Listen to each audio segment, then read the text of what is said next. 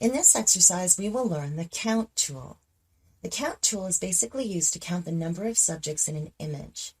Let's see how this tool will work. If we right-click on the Eyedropper tool, we can find the count tool here. Or we can press Shift and I to select this tool. Okay, now I have selected this tool, and I have an image of different colored balls, just for demonstration purposes to show you how this tool will work. Okay, if I click on this ball, and on this ball,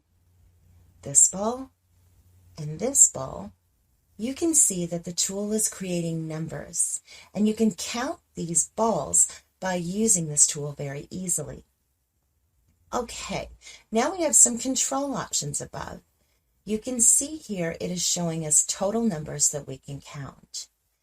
Next, we have a count group. We can create the group as many as we like by clicking on this icon.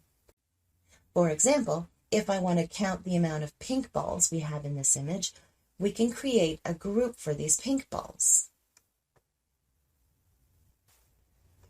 For example, let's clear it and click on all the pink balls, something like 1, 2, 3, 4, 5, 6, 7, 8, 9, 10, 11, 12, 13, 14, and 15, something like that.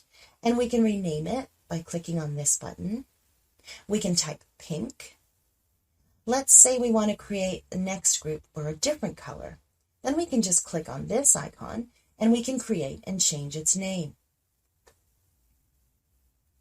We can create as many groups as we want. Okay, next we can hide and show numbers by clicking on this eye icon. And we can change the color here. And we can change the marker size from here. We can see a little dot is now big. And we can change the number font size on label size by putting any number. And we can see the numbers are in a big size also.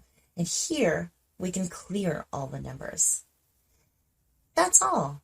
This is the best tool to count subjects. Okay, in the next exercise, we will learn the Spot Healing Brush tool.